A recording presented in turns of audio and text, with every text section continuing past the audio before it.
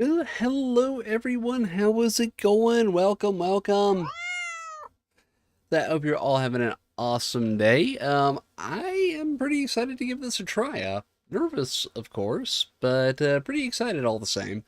I was told a long time ago that I had a voice that seemed to fit reading, so I figured why not give it a try.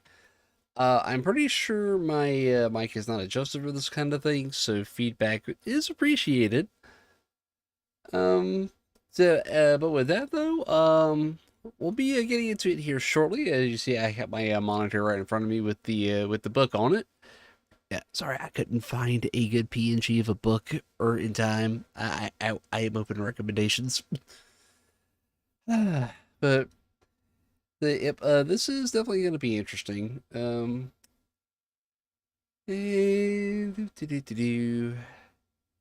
Make sure all my stuff is set up here. And I think we are pretty square up and ready to rock. Want to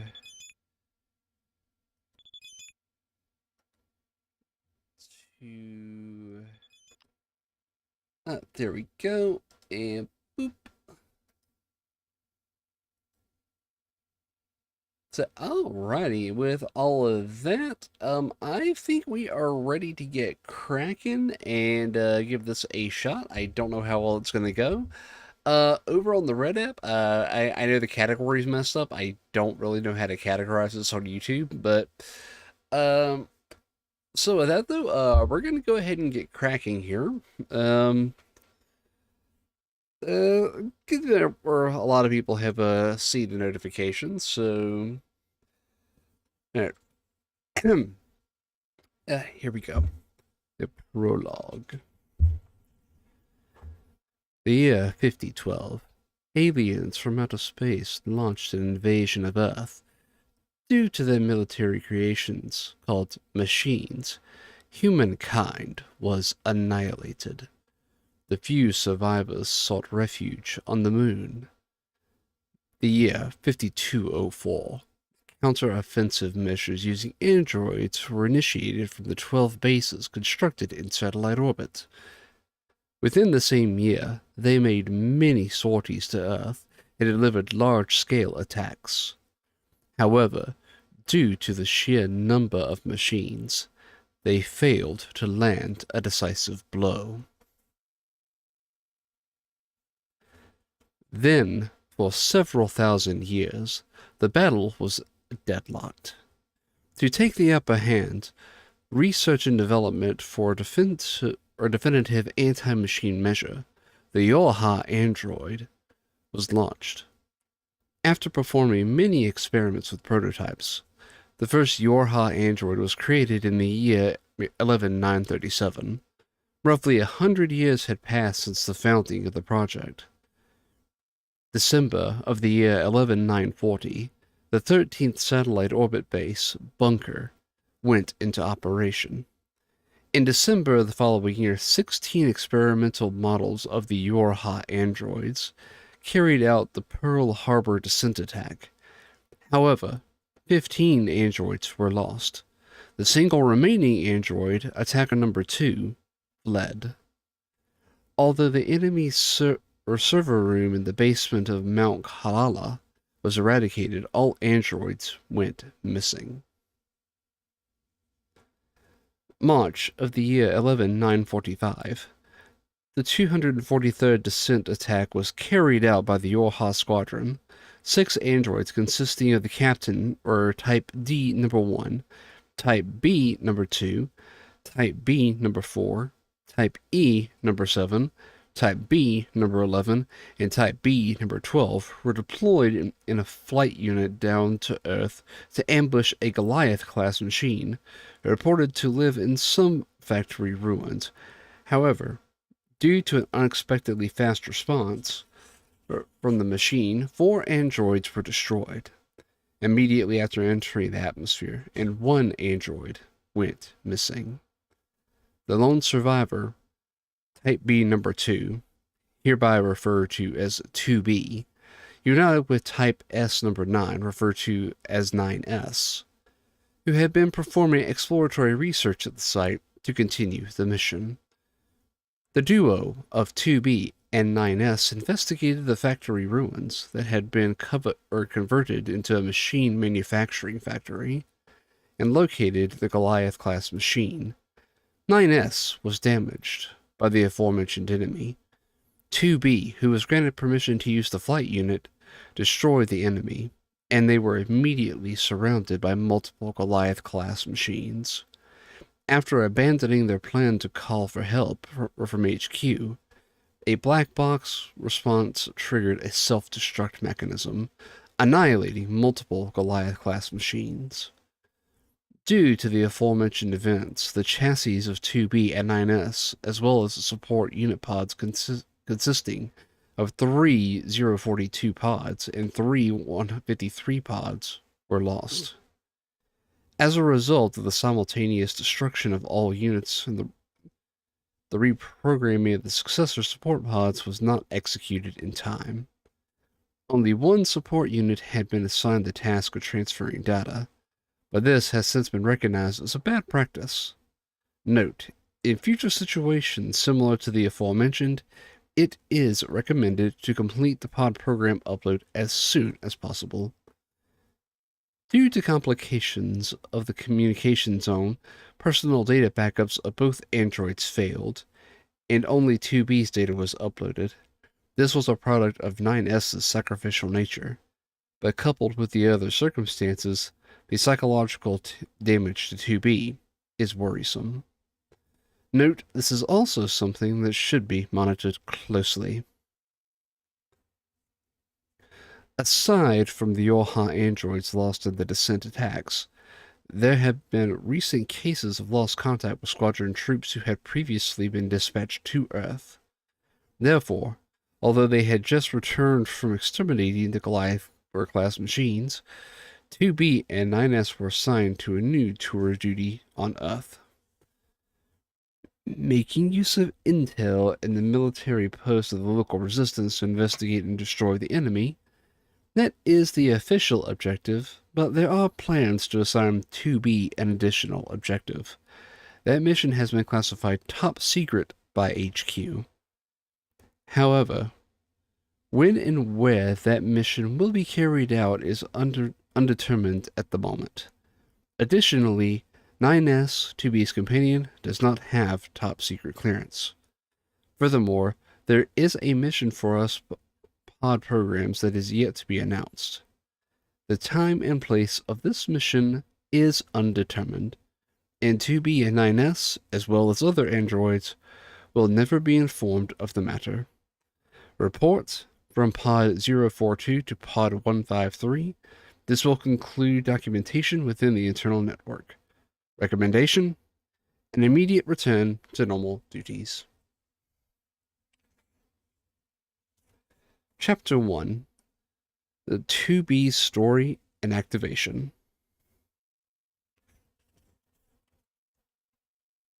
The target was in a slightly cumbersome and extremely bizarre location. That's strange. The location data should be correct. Whoa! 9S exclaimed, losing his footing in the sand and catching himself as he fell forward. 2B issued a short warning to be careful. It looks like there aren't any enemy signals in this area, observed 2B. Recently, there had been many violent machines appearing in the desert area. 2B and 9S had come to the desert military post to exterminate the nuisances. The local resistance that protected the desert had given them specifics. Now, they planned to leave for an extermination mission. However, their informant was nowhere to be found. There was no mistake as to the meeting point. Moments before, a soldier they had run into told them, "Our comrade is waiting near the rocky area ahead." Boulders poked out from the sand, and there were layered cliffs surrounding them. There was no mistaking that this place was the rocky area, and this was a dead end, so it couldn't be ahead either. Pod, give me the map data once more. As he was asking support Pod 042 to recalculate their coordinates, 9S raised his voice. 2B, look over there! Hey, can you hear me? 9S exclaimed, waving his hand at a silhouette. No response. Was 9S's voice not reaching them? No, at this distance, it must be. They must have seen 9S waving his hand as well. If they weren't replying, there must be a reason why. For example, maybe they were unaware that the YoRHa squadron had been assigned to eliminate the machines, and they were being wary. Or perhaps they were in such a bad mood that they didn't want anything to do with anybody else. Unlike the YoRHa squadron, who were forbidden from experiencing emotions, this could very well be the case with a resistance soldier.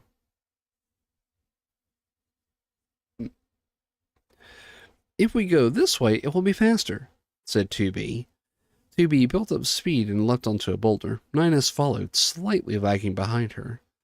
From down below, it was hard to tell what the individual's gender was, but it was a female soldier wearing a long hood. She introduced herself, saying, My name is Jackass.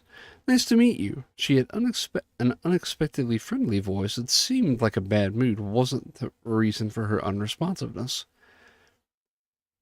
I've heard the details from the leader. You've come to wipe out the machines, right? 2B nodded her head. Then we've got to open the sealed entrance, Jackass said. This is a hint of amusement. 9S asked suspiciously, By the way, why are you in such a weird place? Oh, this? Well, her lips tightened into a smile right then, and an explosion shook the area. A hot gust pushed through the direction of the shockwave.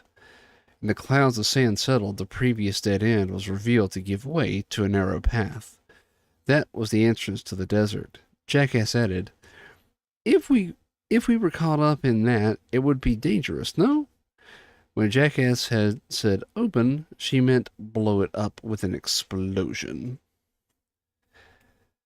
She's a violent person, isn't she? 9S mumbled inside while they walked along the narrow path, a faint burning smell lingering.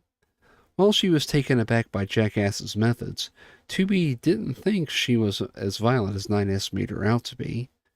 If an explosion was necessary to open the seal path, that must mean that the seal had been heavily fortified.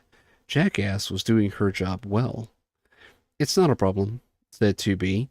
Maybe the reason why she had ignored 9S's call was to lead them away from the explosion. In hindsight, by being ignored, 2B and 9S had moved to Jackass's location.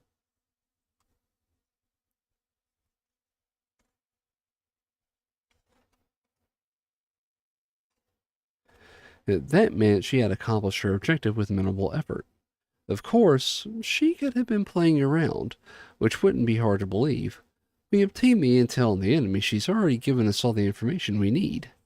The recent machine outbreak was happening around an abandoned and dysfunctional pipeline. It was unknown why machines had taken a liking to such a thing, but it was convenient. If there were a clear destination, there was no need to search the vast desert. It was not the first time 2B had visited the desert area. She was well aware of how troublesome the desert could be. Despite multiple visits, it was not a... Tiger Shark, thank you so much for the follow. Thank you. Despite multiple visits, it was not a place that she could grow to like. On top of that, the desert area and its surroundings had their fair share of misfortunes. Visiting the place brought back various memories of such misfortunes. It seems like we're close, said 9S, as he lowered his voice. The enemy signals were getting closer. The sensor in the goggles flashed red to show the proximity, but there was no enemy in sight. Wherever they looked, there was only the color of sand and the occasional rust-colored pipeline, extending into the horizon. All of a sudden, the sand burst up. A black mess flew out in a harsh metallic sound. A machine. The machines had been waiting in ambush beneath the sands. Their cylindrical bodies creaking, 5 machines charged at the trio.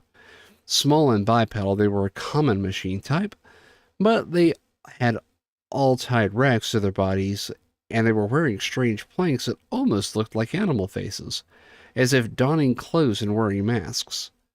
Bracing her feet against the unstable surface of the sand, 2B pulled out her military sword. Then 2B realized something else. The machine's appearance was not the only thing out of the ordinary. Kill a voice, if it could be called that. It was clearly different from the mindless noises of the machines that usually made. Destroy the enemy.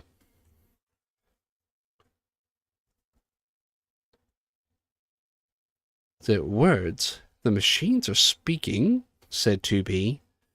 There was no time to think about it. He sliced through the bodies that approached, rapidly flailing their appendages. The bodies with the shabby rags flying from them fell back with a screech. More machines rushed in from behind. While she was fending off the second wave, the fallen machines from the first wave picked themselves up.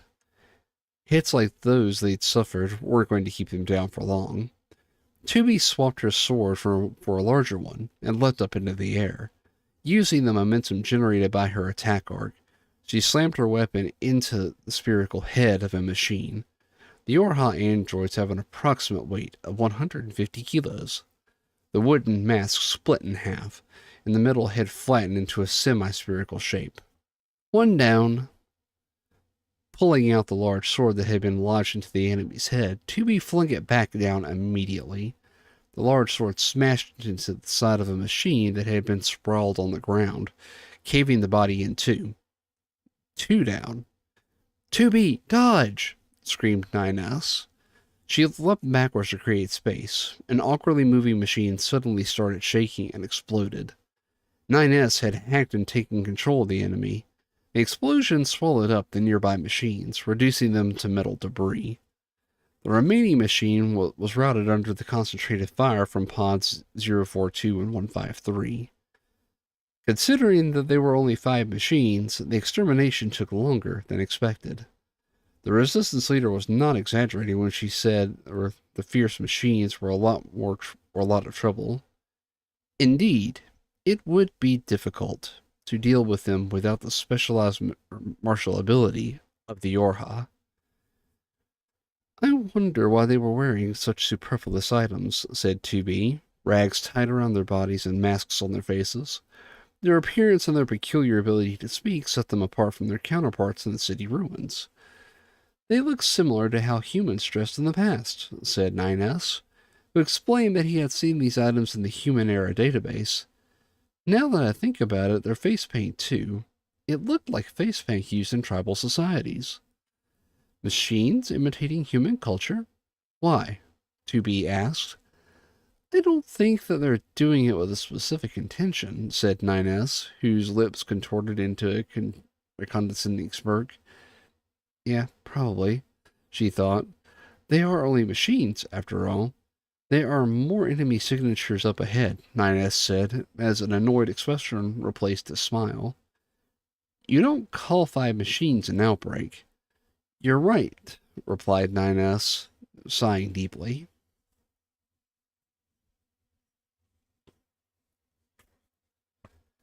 That moving along the pipeline, they felt machines again and again. They were all aggressive like before, but after the first battle, things moved along more smoothly. Even if they were stronger than usual, after a few fights, it became easier to face them. The trio had gotten used to them. Despite making noises that were assumed to be words and wearing human clothes, in the battle the machines were mediocre. The enemies operated in groups of 5 or 6. As they had marked territories, they generally stayed in one place and fought. Perhaps they didn't have enough awareness to use the land to their advantage or use strategies to surround their foes. However, no, I scared to help me help. 2B hesitated. Help. They were calling for help. She had known the machines were making word-like sounds, but she didn't expect them to say something like that. Observing that 2B had become tentative, 9S sharply yelled, 2B, they're just saying random words. That's right, the machine sounds have no meaning. And that 2B beat down Earth, the head that had been asking for help. She knocked away the machines that were approaching from the side with little resistance. That Tom Cruise's toes. Welcome, welcome. Hope you're having an awesome night. The little the machines rolled down the steep surface of the sand dunes. Besides, asking for help while attacking is a contradiction, said 9S. 2B nodded in agreement. Machines are just that. Machines. Focus on destroying them quickly. Just then, one of the machines that had rolled down the dune popped up. 2B's attack had been insufficient to incapacitate it. I, run, scared, the machine said. It quickly turned the other way. It started running. It moved much faster than it had before. So this is what it means to take to your heels, 2B thought, half amused. And let me get a drink of water.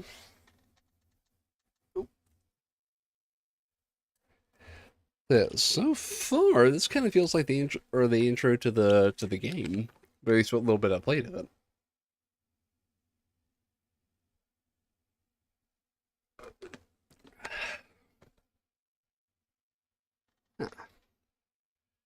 Ah, there we go. Much better.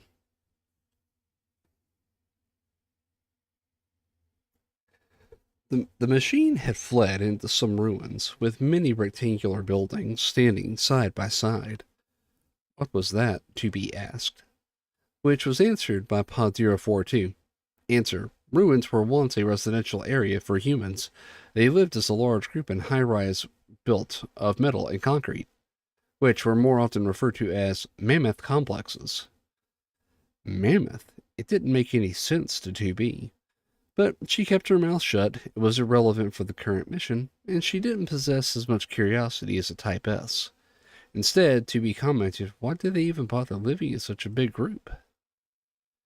Sure, it was 9S who took interest in the information. I wonder if it was dangerous around here in the past, wondered 9S. Pods typically converse with their support target unless absolute or typically no, sorry, I almost misread that. They typically converse with their support target unless absolutely necessary. The 142 answered 2B's question, and 153 answered 9S's question. Pod 153 answered this question. Negative. They lived in a group because of economic reasons arising from a lack of land. 9S snorted and replied, humans were so odd, weren't they? Not only were the humans odd, they were probably incomprehensible to an android. It would be presumptuous to think an android would be able to understand humans or their creators. In any case, the human dwelling place, once called the Mammoth Complex, had since become a gathering place for machines. There were many machines living underneath the shadows or the leaning building, just like the machines near the pipeline.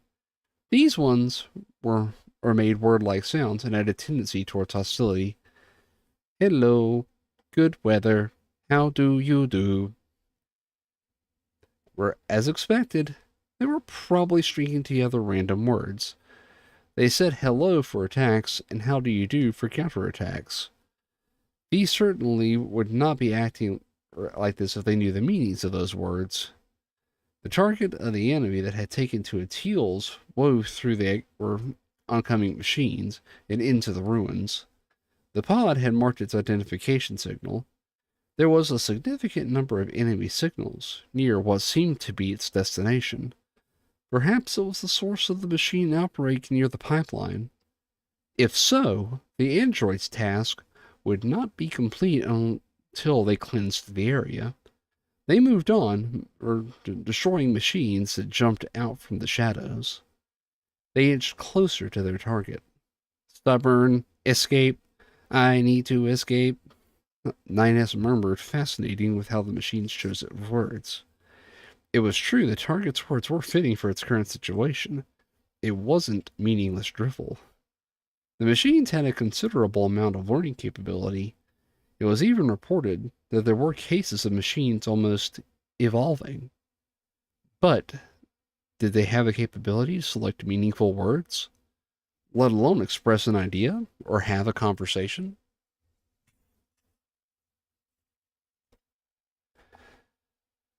The acquisition of a spoken language is closely linked to intelligence. Looking back at human civilization, intelligence was the key to shaping society. If that were possible for these simple machines. Suddenly, Tubi's body was thrown forward. Using her brain for unnecessary thinking had drawn her attention away from the obstacles near her feet, and she had tripped. The obstacle was eerily soft to the touch. Looking down in confusion, her gaze froze. This is. It was an android corpse. Before she was able to question why it was there, Inez screamed, "Tubi, look!" There were multiple corpses through the scene. There was a dim or from the leaning buildings and metal frames obscuring light. There were multiple corpses, however, there was no trace of a battle. In other words, after dying, the androids had been moved from a different place. It's as if they are being gathered here, said NieR.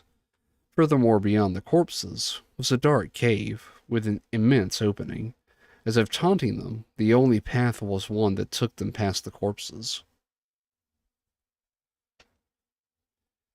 "There it is!" yelled NieR. The target jumped into the cave and disappeared, proceeding along the path.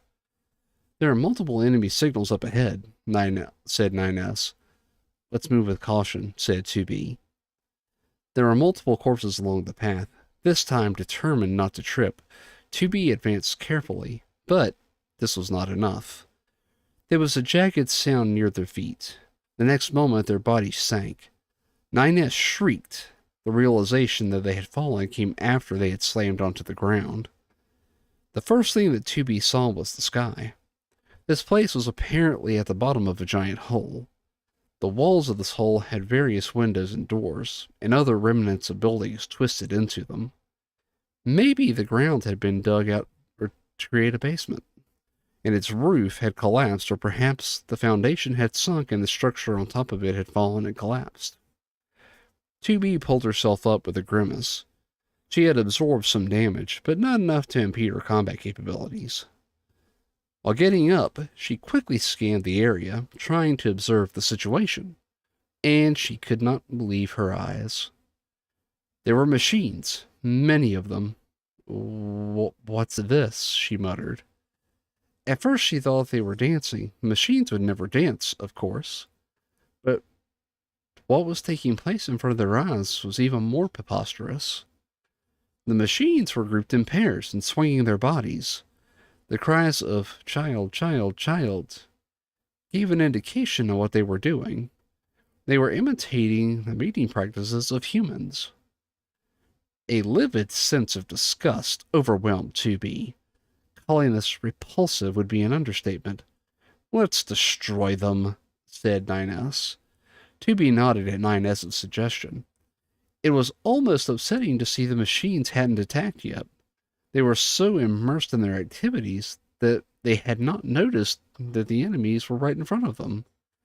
"Pod, long-distance fire, maximum power," 2B demanded as she flung her large sword down. She took care of a pair in one fell swoop, and kicked them aside. Finally, the machines began to counterattack. "Love, love, love, let's stay together. I love you, I love you." The machines charged while blurting out unbefitting phrases. Perhaps it was due to 2B's strong feelings of disgust, but swinging the large sword without rest did not tire her. The urgency to eliminate the machines as quickly as possible erased any feelings of fatigue. This might have been the first time she felt such purpose in destroying something. The surroundings filled up with piles of machine debris. Metal scrapes rained down with every blast. It was at that moment the behavior of the machine shifted. Every machine held its head in its arms and began to run around in circles. The sounds they made changed. This is no good. This is no good. This is no good.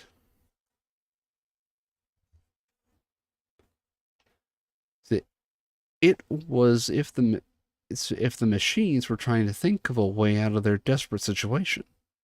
It was remarkable that they had come up with a phrase like, "This is no good." The machines had stopped attacking. Now was the chance. 2B couldn't understand why, but the machines were confused.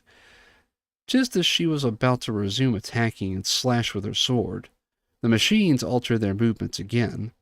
They moved in unison and created distance between 2B and 9S. They moved even more swiftly than the machines had, taken to its heels. Hydrate? Oh, I actually forgot to, hold on. Hello, Diane. Hold on. I forgot to launch that. Though that would definitely make reading a little difficult, don't you think?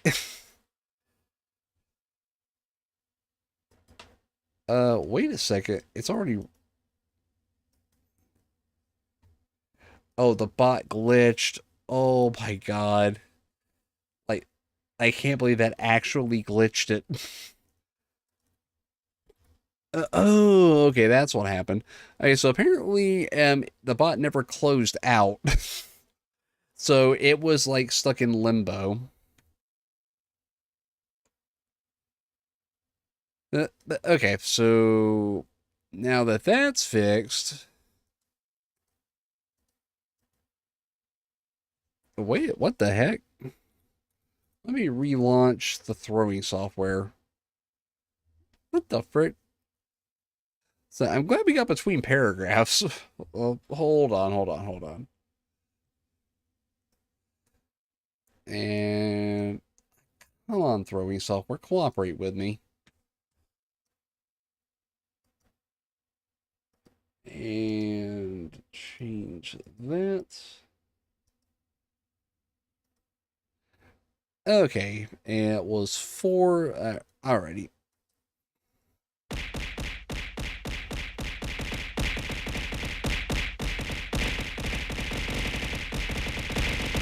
Oh my god, like, it would be impossible to read with this.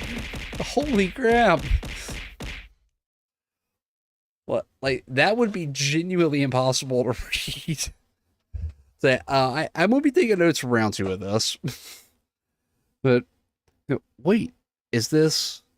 The machine started to climb the nearby pillars and walls. Perhaps they were trying to avoid 2B and 9S as they climbed upwards in great numbers. It was as if a swarm of bugs was devouring a plant. And in a different way from before, this scene was that evoked disgust. Eventually, the machine solidified into a giant ball. 2B thought she had seen its shape before, perhaps somewhere in a database. The ball started to glow, its white light growing stronger and stronger. The ball inflated to an even larger volume. As a crack slowly started to run through the surface, 2B realized what this reminded her of. It was a cocoon. For insects. She had seen footage of a larval insect eating through its cocoon on the video database for Earth. A transparent, viscous liquid started dripping from the crack. Just as 2B instinctively drew back, the cocoon burst open. A mask covered in the liquid dropped out. An android? 2B exclaimed. Its shape was that of a human, and judging from its build, it was a man. His hair had simply a similar hue to that of 2B and 9S. The man struggled to get up. Unashamed of his naked form, he raised his head and opened his eyes. "No, this is a machine!" shouted 9S. 2B had also detected a unique electrical signal of a machine. But why was its appearance so similar to an android's? The man's eyes started to glow red. It was the sign that the machine had affirmed an enemy.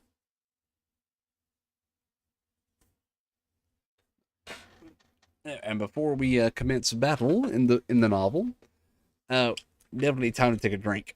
Holy crap!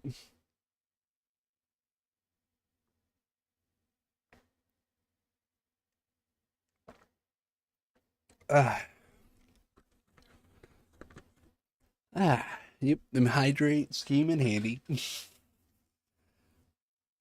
Yeah, right.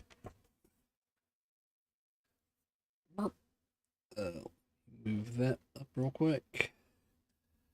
All right, I want to take a BRB real quick, so I think the hydrates are already catching up. So we'll be back in just a minute.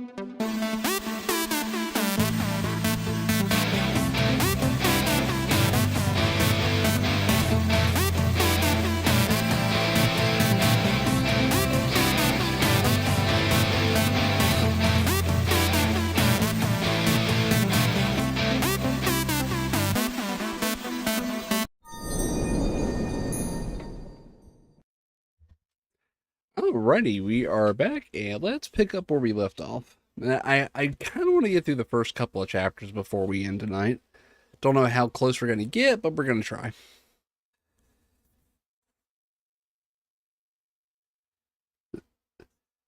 Yeah, Tubi stopped thinking and struck with his sword. Appearance aside, it was a machine after all. It was better to destroy it quickly. A red liquid similar to blood gushed out. It was completely different from a machine's oil. The man retreated, wounded, but not fatally so. Groans escaped his mouth. Tubi continued to attack, unable to inflict fatal damage. The man's movements were unexpectedly fast. Tubi exchanged her large sword for her military sword. Using a large sword, her attacks were inevitably slow. No matter how strong a blow was, if it didn't hit the target, it was useless. Android? The groans turned into words. It wasn't surprising, as on the way they had witnessed many machines who made word-like sounds. But dodge sword. Tubi's relatively quick attacks cut at empty air. The man had cultivated evasive maneuvers. On top of that, his previous wounds had sealed up. It meant that he had self-regenerative capabilities. Perhaps he had just activated those as well. Suddenly, the man crouched and swung up a leg. It was a clumsy attempt at a counterattack. It's evolving? Tubi asked. It had learning capabilities far exceeding the average machine. It was preposterous to think that he had learned to evade and attack in such a short battle. He was going to be a tough opponent. Tubi, let's put an end to this quickly. The longer the battle lasted, the more the man would learn. Their instincts to abolish the enemy quickly were in no way misguided. Attacking together and with long-distance support from both pods, they barely managed to outflank the male machine. They were able to inflict fatal wounds before the self-regeneration could repair them. 2B from the front and 9S from the back. The two military swords pierced at the midsection of the man, who toppled over and fell to the ground.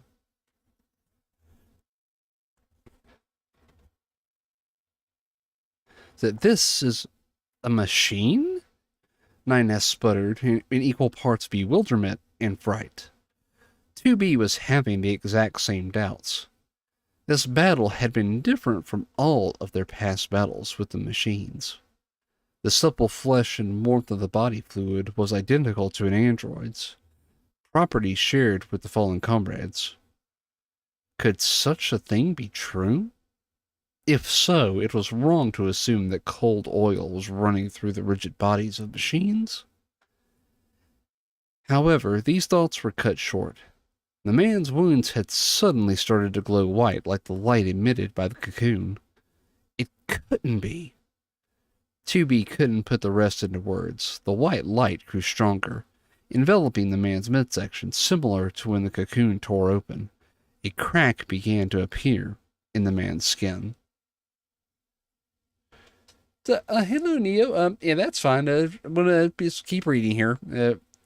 I don't know if you played 2B or NieR Automata before, but yeah, this little story's pretty good so far.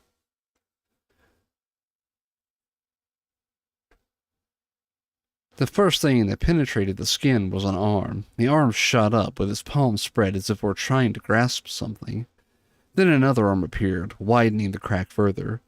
A head, neck, and torso quickly followed. What? 2B said. An identical man had emerged out of the wounds of the first man. Another one? It was unknown what kind of abilities the second man had, but it was safe to assume that he had powers comparable to the first.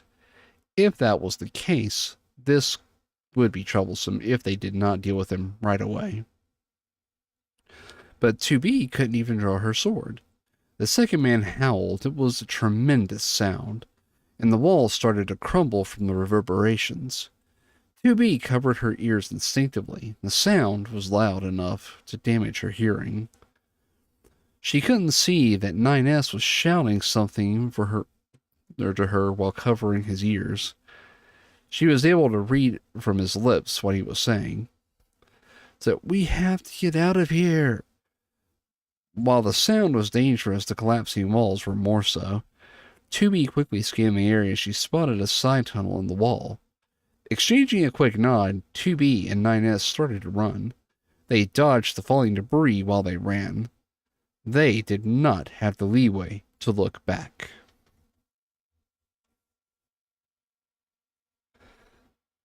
That's it. Chapter 1, 2B's activation. Another side, Atom. An introduction. I was created by the machines. The violent androids kept attacking, and the machines were thrown into a state of desperation. They were about to be killed off. The machines searched the network. In order to defeat the androids, they thought they could use humans, who were the androids' creators. But there were a lot of humans. The machines did not know which human to mimic. They searched the network further. They eventually came across the name of Adam, the first human created by God. The humans created androids, and gods created humans.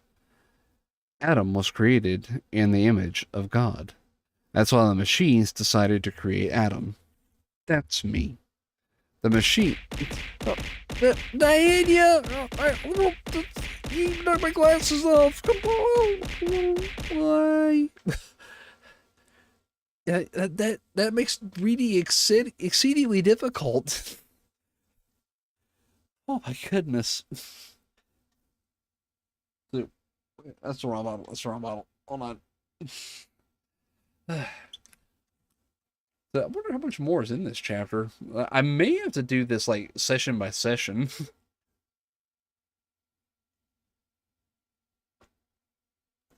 Though I definitely do need that hydrate. Thank you. Yeah, that's why the machines decided to create him. That's me. The machines exhausted the power of their cores to create me, and are no longer able to function. But the androids were very strong, and I was defeated. Before my body failed, I searched the network to see what could protect me. The answer came in the name of Eve. Just like how the machines created me from the name of Adam, I apparently created another being from the name of Eve. I say apparently because I have no memories at this time. After that, we moved. The machines that created me and the place we lived in, everything went to waste. Eve later told me that the machines were crushed by the debris and reduced to a pile of rubble. Eve wants to copy everything I do, but then who am I to copy? Eve is very eager to develop his motor capabilities, but not as eager to acquire languages or knowledge. Even while playing human, he is happiest when playing a physical game, and is not as enthusiastic when reading a book or listening to music. This problem, we need to, this is a problem. We need to be intelligent. Eve is my other self. Adam and Eve both derived from my essence, but Eve refers to me as Big Brother. That is my role as the firstborn. Eve holds the role of little brother, that little brother, secondborn. Although we have the same essence, we have distinct faces and characteristics. There is too much I don't understand. Humans were nurtured and educated by parents and teachers, but I have neither. I have to nurture, educate, and inform myself to reach enlightenment. I stand alone, dumbfounded. On the outset of this journey, the path ahead is long. I sometimes think about sin. We are, after all, criminals that destroyed paradise before paradise could exile us. The first humans once banished from Eden were needed wisdom to survive for so long, so we needed an even greater amount of knowledge and intelligence in order to live without depending on anyone or being deceived by anyone. Requiring no one, a life of self-regulation and complete isolation, that is the path we must walk. I have mixed feelings for our creators who are burdened us with this fate. If I were to put my emotions into words, it would be hatred. Dang, these machines, they don't play around, do they? So, Chapter 2, 2B Story, Sympathy.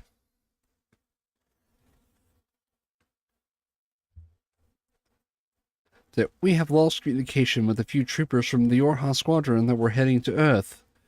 They are most likely still alive, as their black box responses are still active. We have narrowed down the locations of their signals. Any YoRHa squadron troopers stationed on Earth are to investigate the issue. It was a short and bizarre announcement. It was not rare for YoRHa squadron troopers to go incommunicado. But once they were on Earth, they could at any moment engage in battle with machines and, at times, be surrounded by enemies. It was bizarre, however, that their black box responses were still active. After the black box response disappears, it is formally recognized that the android is destroyed. The backup of the android's personal data is then uploaded into a new chassis. Although the memories leading from the last backup to the android's destruction are lost, previous memories and its personality are preserved.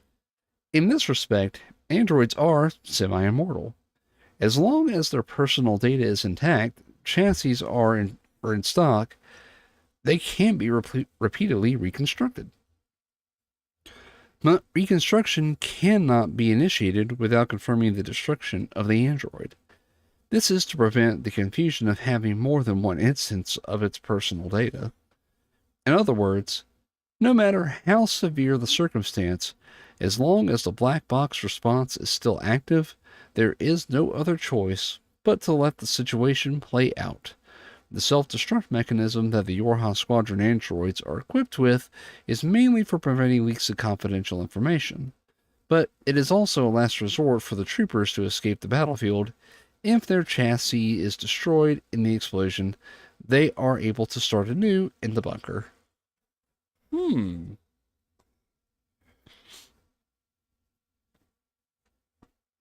Didn't we hear some similar news at the Resistance Camp too? Asked 9S. To be added that recently there have been many Resistance troops who've lost contact. Oh, a moment.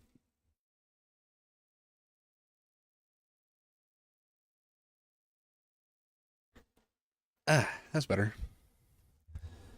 So because troops of the resistance were not outfitted with a black box, it was unknown or whether or not they were still alive.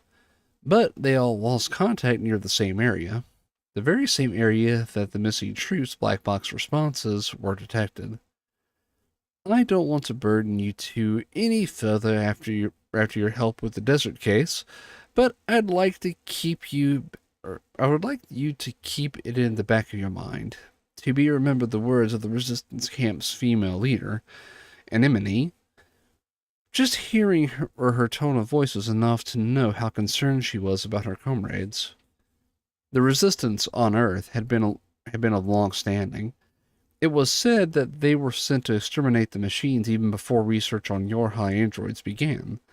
It was unclear when Anemone was sent to the front lines, but it was at least before the first YoRHa attack. That was what Tubi deduced from the conversation of the camp troops. Anemone had suffered the continual loss of her comrades for that long. Tubi could occasionally feel the strong gaze of Anemone. Her face probably reminded Anemone of a comrade she had lost in the past. The first time they met, Anemone was clearly caught off guard. Even though she tried to play it off, the shock was obvious in her voice and expression. Anemone projecting her memories of loss onto Tubi was not particularly bothersome, so Tubi purposefully pretended not to notice. People tend to search for more similarities between two entities as soon as they notice a few. Even if they know it's futile, they search for traces. That is what it's like for people who have lost someone dear. The situation the other androids are facing is a bit concerning, isn't it? Asked 9S. Was she a culprit as well? Was she trying to compare? Was she trying to search? I have a feeling we should get going soon, 9S said 9S. You're right, 2B said, and began to research their next destination.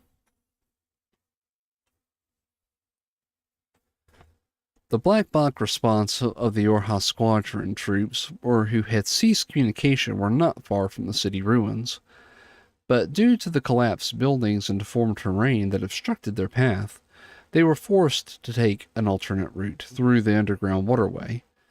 Even though the distance traveled was short, the expedition took time because of the detour. Is it an amusement park? Asked 9S. They had been underground until the very last moment. They had not realized what kind of place their destination was until they were standing in the middle of it. 9S was bewildered by the peculiar shaped structures that appeared as soon as they surfaced, and understandably so. The structures were a far cry from the city ruins or the desert complex. On top of that, they kept hearing strange sounds. Explosions? Asked 2B. It didn't seem like they were all that powerful, but 2B still set her hand on her sword.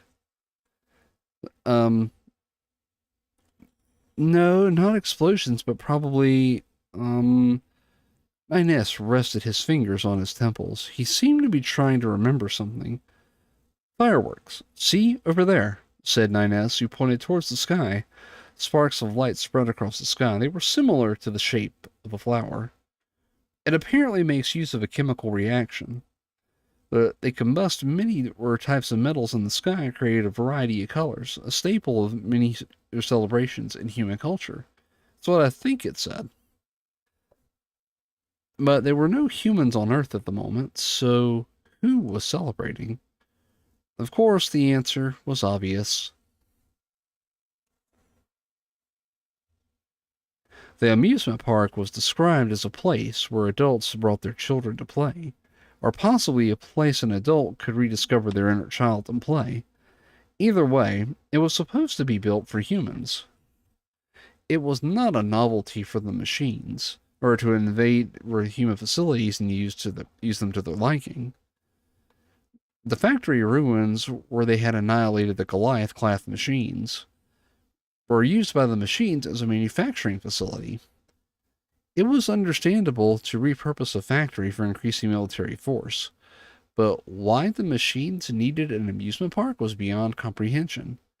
The machines in the area were either dancing or repeating words like, it's so fun, and let's be happy together, mimicking humans by shooting fireworks, throwing confetti, playing musical instruments, and dancing. It was absurd. There was nothing to gain. Furthermore, the machines parking in the festivities did not try to attack. Thinking back, the machines they saw at the desert complex had been mimicking humans too. They too had nothing to gain from their meaningless activities, and at first were not hostile. It was unlikely that these two populations had a connection, but was it okay to pass off multiple irregular sightings as coincidence? What should we do? Should we eliminate them? NieR asked hesitantly. 2B shook her head and quickened her gait. They pose no threat, so fighting would be a waste of time, said 2B. Besides, the black box responses were still being broadcast this whole time, from within this eerie amusement park, inside that odd-shaped building. Her instincts told her that she needed to hurry. It's about the source of the responses, but I think the location was originally a theater. I've come across a similar image before, said NieR. A theater. It was a facility used to showcase musical or dramatic performances, said NieR. After answering with a, I see, Tubi went to look for a way into the theater. Within the amusement park, only the theater had its access restricted. The golden metal gates that were most likely the entrance were tightly closed, and there was a canal bordering the rest of its property. In the end, they had to resort to a reckless plan of jumping into the building from above. NieR had informed her that the style of building was vulnerable due to its use of stained glass and in its domed ceiling. But he had clearly not thought about exploiting that vulnerability. We're going to break through the window? NieR asked, disappointed, after 2B explained the details of their infiltration plan. There's no other way, said 2B. Well, I mean, that's true, said NieR. During their missions, it was heavily advised to keep from damaging any human artifacts. This was because one day everything on Earth was to be returned to its rightful human owners. That was why ruins that were damaged by erosion or collapse from old age underwent maintenance and restoration to preserve their ancient forms. But this repair effort was falling behind due to the shortage of civil engineering units. A few sectors of the city ruins, including this amusement park, were an example of some of the areas where this effort had lagged. Saving our comrades is first priority. We can think through the little things later, 2B said. So until now, there had been no precedent of machines capturing and restraining androids alive. It was usually a matter of kill or be killed. That should be the extent of what these simple-minded machines could accomplish. So what's going on? 2B jumped down towards the building to try and quell her impatience. She smashed the stained glass, successfully entering the building, and sprinted towards the source of the black box responses. Running down the tiered audience seats, she made her way to a circular opening. While there were no obstructions and there were plenty of space to maneuver, the dim conditions made her visuals suboptimal. Her footsteps echoed along the high ceiling. A large cloth that was draped ahead suddenly split open towards the sides. A faint memory of some terms that she had seen in a video drifted through her mind. That large cloth was a curtain, and that elevated platform was a stage. A place made for actors and singers to perform. Beams of light illuminated the stage. The figure that cheerfully rose into the stage was somewhat unexpectedly and somewhat expectedly a machine that could only be defined as eccentric looking. There's no records of any machine that looks like that, said 9S. The machine's skirt, which had a flared bottom hem, was obviously made to mimic a woman's dress, but with arms that looked like branches and exposed screws on their head. The machine was intensely grotesque. The machine opened its mouth. A piercing, unwelcome sound, like pieces of rusted metal grinding together, rang out. With its arms raised and were flared, it looked like it was pretending to sing. It was an ear-splitting noise. Fighting the urge to cover her ears, Tubi drew her military sword and leapt. The machine's processing system was probably contained in its chest, high above the ground. On top of that, the flared skirt made it difficult to cut through the body. Even so, as 2B kept attacking, the harsh song faltered slightly. It seemed like she was inflicting some damage. Right as she felt she had the upper hand, her vision flickered. What's this? 2B asked. Her body swayed. It was impossible to stand straight. It's trying to hack us, 9S's voice was broken and distant. 2B heard something else mixed in with his voice. She kept slicing towards the source of that sound. It was most likely something from the enemy, something that the sham of an opera the singer was admitting. The opera singer was not the only enemy. Before she knew it, she was receiving blows from every direction. She realized that the enemies were not machines.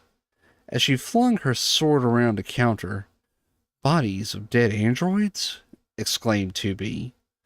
The bodies, which were tied to the stakes, were emitting similar auditory attacks.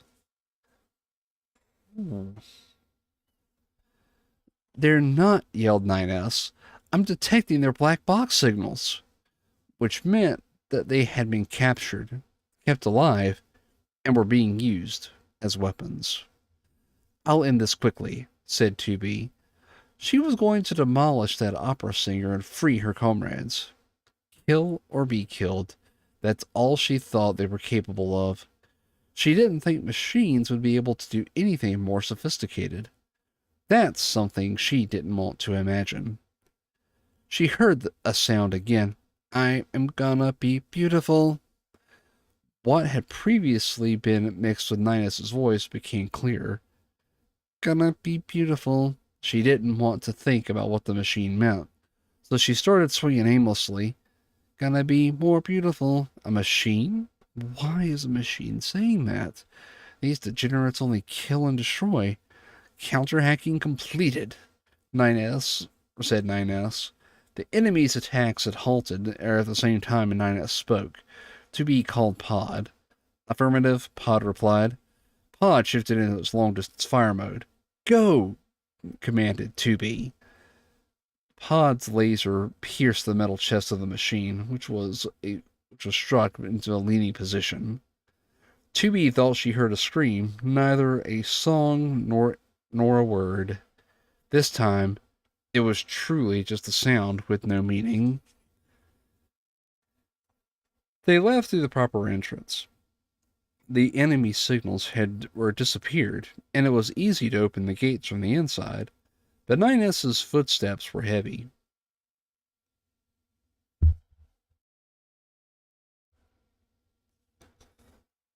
Two B, who saw his expression from the side, was sure or she was making the same expression. They weren't able to save the androids that had been modified into weapons. Every android had its circuits fried.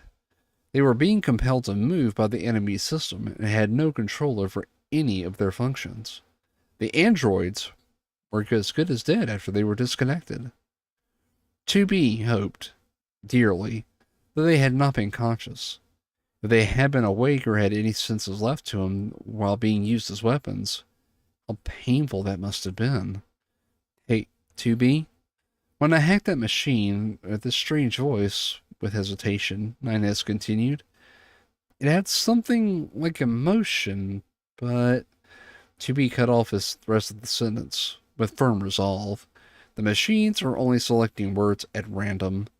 They don't have consciousness or emotions. They just constantly execute the command to kill. That's what you said, or added to be. But if that wasn't the case, what if the machines could think, judge, and at times even express emotion? What if they were autonomous inorganic beings that also housed consciousness or emotions? If that were the case, they were almost like. It was scary to think that through. That's why 2B used 9S's words to bring the conversation to a stop. It was probably an unfair way of doing so. It was okay if it was unfair. Right now, it was 2B's priority to keep her emotions in check. If she let her guard down, she felt like something inside of her would go crazy. That would complicate their mission. They walked silently, backs to the theater. The sounds of machines shooting fireworks could still be heard. The dancing machines twirling like tops were to the right of them, but took no notice of 2B and 9S. Or so she had thought. A flying machine swooped down before them as if to block their way. The machine spoke faster than 2B could grab her sword. I am not an enemy. Looking closely at 2B, there was a pierce of white cloth fluttering atop its head. In human culture, a white flag signified surrender, but 2B had never seen it used in person. Battles with machines didn't end until every last combatant on one side died, so the concept of peaceful surrender was inconceivable. You two defeated the broken machine for us. You will be rewarded. Come to my village, said the machine. The term broken machine was probably referring to the opera singer. It had been trouble for other machines as well. The words for us and reward were proof of that. To think that the machine could use so many words, 9S said in awe. The S androids had a strong sense of curiosity. It was quite vital, as their primary function was to perform research. But an excessive curiosity would lead to one's downfall. 2B knew that better than anyone else. We can't trust the words of a machine, said 2B. 2B was concerned that the machine would not understand her reply, but then she realized her words were geared towards 9S and to curb his curiosity rather than reach a mutual understanding with the machine. The machine swung its whole body as if to shake its head. We have no intentions to fight, it asserted. 9S's eyes lit up. He did this whenever he saw something novel and unknown. I've never witnessed a machine that could communicate to this extent. Let's follow along together, Data, said 9S. 2B's plan to curb his curiosity had backfired. Perhaps this was a good thing. As long as his curiosity was directed at a machine, 9S was safe. It was infinitely better than taking an interest in a forbidden subject and crossing the line. Ooh. So, guided by the flying type machine, they left the amusement park, moving away from the irritating music and fireworks. Even the sunlight and whispers of the wind felt gentler. It wasn't a coincidence. Soon enough, they were surrounded by trees and shrubbery. The overgrown trees gave the sun's light a soft glow. Instead of musty air, a breeze with the smell of damp earth and grass passed through. The greenery here had created a completely different environment from its counterparts in the city ruins. Earth was so diverse in compared to space, which was just one long stretch of darkness. 2B looked up at the sky and marveled at how much it changed, though they had traveled so little a distance. Then she spotted something with a white trail moving through the sky. It was ascending, but it didn't look like a firework. What's that? 2B asked. 9S stopped walking and questioned if 2B had never seen it. We use that to send material from Earth to the bunker, or human bases. Space doesn't have any research material or natural resources like Earth, explained 9S. I see. She had heard of such a thing, but today was the first day she had seen it in person. It wasn't something they used frequently, and it was rare for her to have an opportunity to stare up at the sky.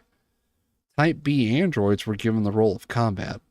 Her vision was used to or latching on to enemies, not the sky.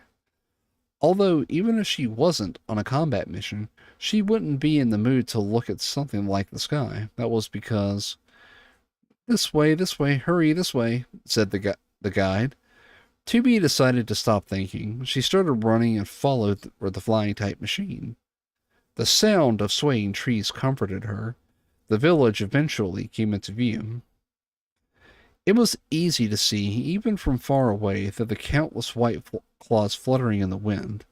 Upon closer inspection, they were all flags. The machines were waving around white flags of various sizes.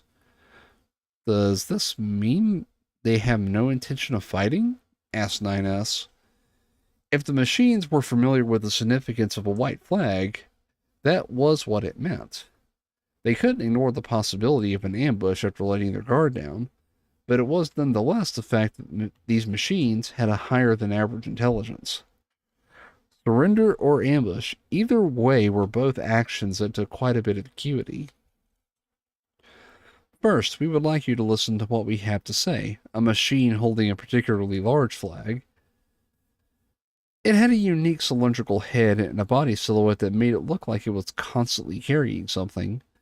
Its movements were much more delicate than any machine 2B had seen before, and its speech was much more fluent than their guides. We are not your enemy. My name is Pascal. I am the leader of this village, it explained. 2B could feel her eyes widening. 2B, don't believe anything a machine says, warned 9S. He was the one who'd wanted to come to the village, but it seemed even he was skeptical of the claims that they were not an enemy. But Pascal kept an ever-gentle tone. It's true. To you, we are machines, and thus we are your enemy. But this village is made of machines that ran away from battle to advocate for peace, replied Pascal. Peace. It was a strange word to hear, coming from a machine.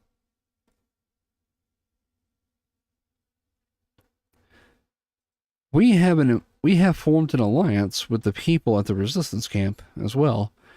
If it's all right with you, please bring this back to the leader, or Anemone, insisted Pascal.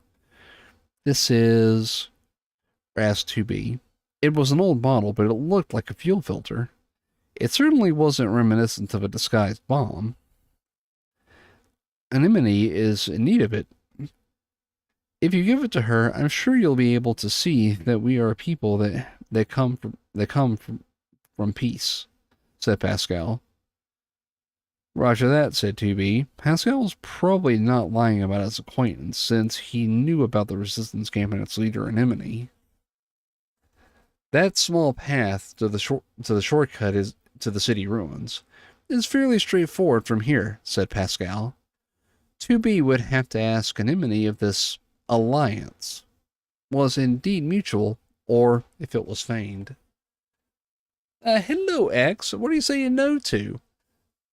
I mean, do I not have a voice for radio? Is that what you're telling me?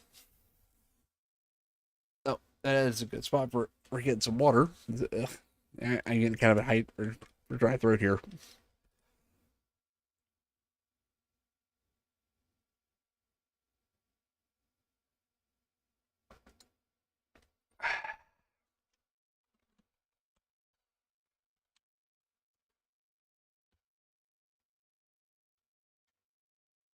All right, and shall we continue? They found out that Pascal had been telling the truth.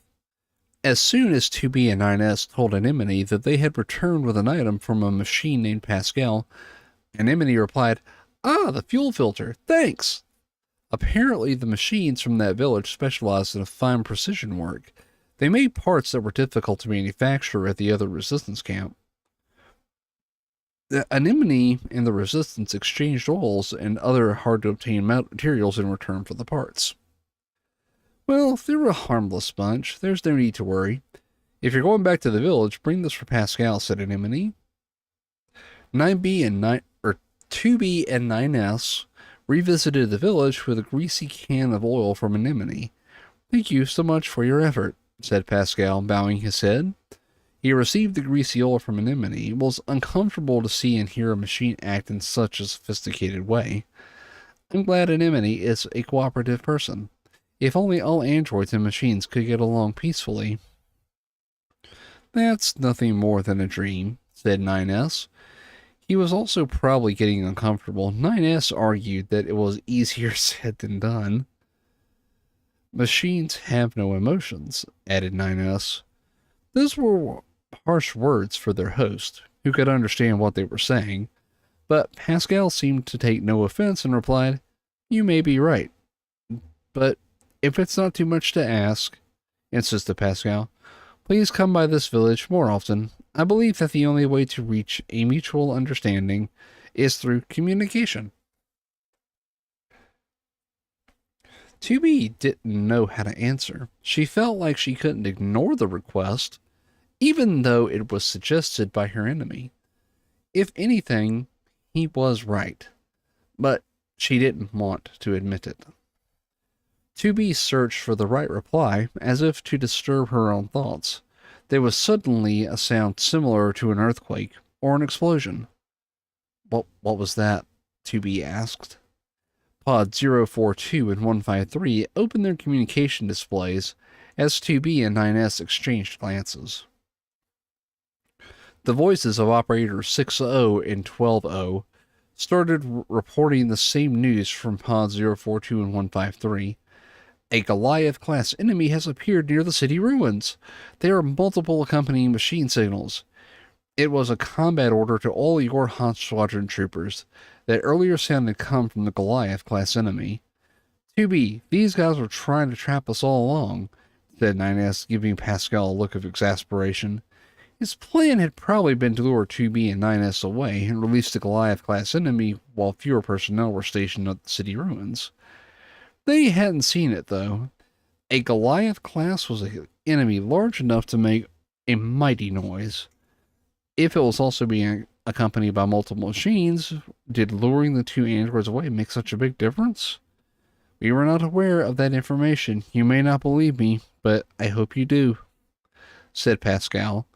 He was a machine that should have no emotions, yet his tone of voice sounded somber. It's okay, either way we're going to destroy it. It didn't matter if it was a trap or not. She was going to dismantle the enemy. That was her only job. Even if Pascal desired communication, the YoRHa squadron or troopers were built for battle. 2B bitterly remembered Pascal's praise for Anemone's cooperation and understanding. 2B could tell that the ground was shaking, even in a full sprint. It wasn't just the ground, the buildings and even the air were vibrating. It was easy to imagine how giant of an enemy was causing the ruckus. But they could not get visuals on the machine. There was a gray cloud, unidentifiable as dust or smoke, that covered the field of vision. 9S yelled, 2B! From the side. Command deployed flight units. Or the building up ahead, said 9S. It was the roof of a building that they had descended onto the other day. There were many similar buildings surrounding it, obscuring it from prying eyes of enemies. The only downside was that it was far from the resistance camp and the area they were coming from.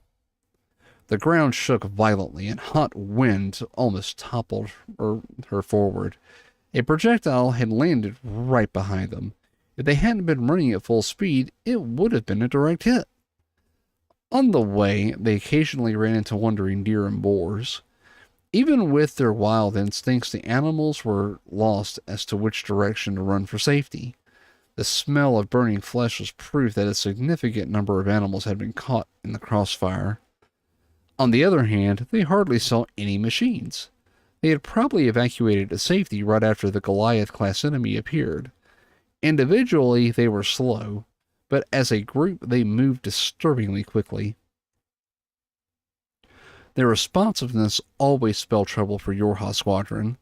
She ran with urgency up the stairs of the building and into the flight unit. She received a transmission from Operator 60, just as she was taking off. The sky is is full of enemy anti-flight measures. Please approach the scene at low altitude. 2B replied with, Roger that, and lowered her altitude. With such poor field of vision, it was impossible to tell where the enemies were, much less dodging their attacks. She passed between near-collapsing buildings and mowed down trees or to close in on the Goliath-class enemy. Miss 2B, I'm sending you the data on enemies' weak points, said Operator 60. Roger that, replied 2B. She rapidly ascended and fired multiple missiles at the displayed points. The flight unit was of recent manufacture, but it had already been modified with measures against Goliath-class enemies. The battle data from the factory ruins had been analyzed and integrated into the firing components. But this enemy was the same type as the one they had struggled with in the factory ruins. Even with the modified missiles, one attack was not enough to take down the enemy. Avoiding the enemy's laser cannons, 2B waited for her missiles to recharge. The downside of the newly issued unit was the slight delay needed for consecutive rounds of firing. This time, it was a transmission from 9S. Initiating hack of the enemy system, said 9S. Roger that, I'll cover you, replied 2B. 9S would take control of the enemy and 2B would destroy it. Last time they had lost out on numbers, but this time they were only 2 enemies. This tactic was more than enough. The enemy movements noticeably dulled, the missiles had recharged as well. 2B heard 9S report that its hacking was a success, and she focused her aim. The repeated hacking of 9S and firing from 2B eventually led to silence.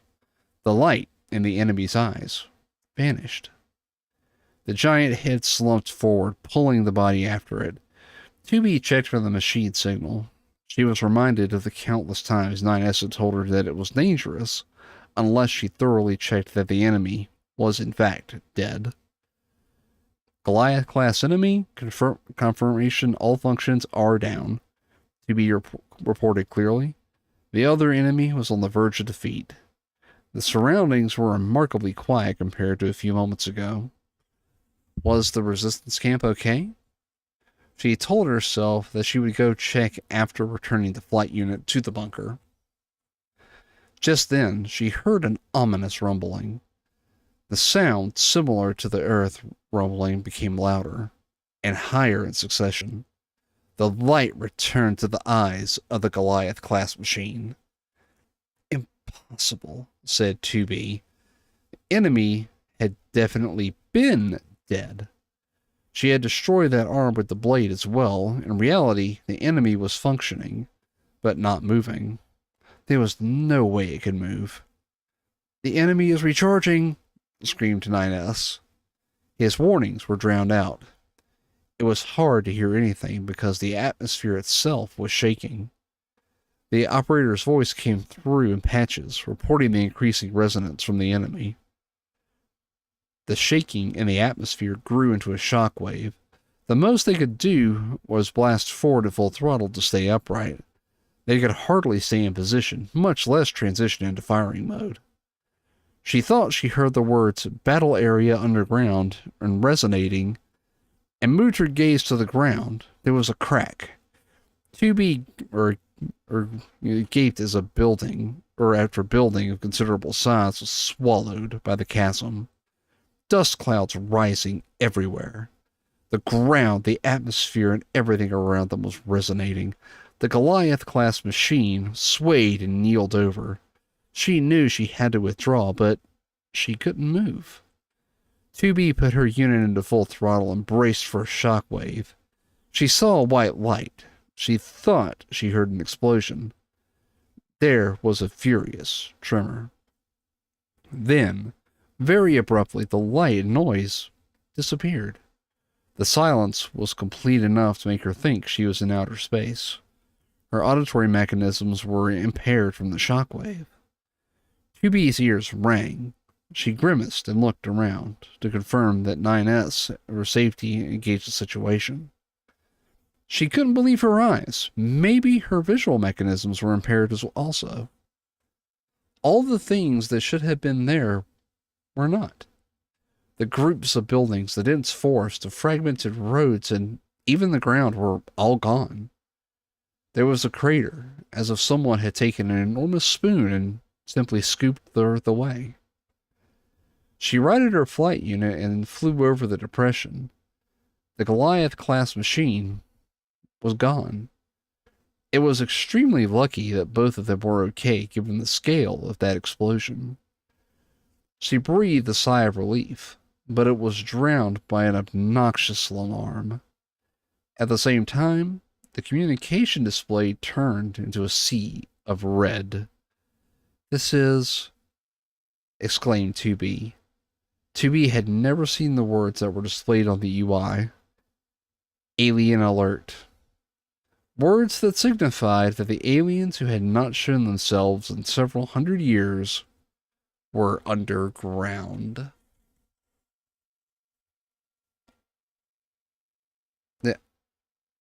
Another side. Eve's story. Big Brother has always been by my side. I've always been with him ever since I was born into this world. In the moment my eyes saw light, I already knew when I stood up onto my own legs that I knew what was valuable to me, what I had to protect. Nobody had taught me, but I knew. The answer was almost too obvious. "Hey, Big Brother, why do we have to wear such uncomfortable things, or like underwear?" asked Eve. According to records, humans concealed their genitalia. Exposing your genitalia was frowned upon, apparently. "Just don't complain and wear it, Eve," demanded Adam.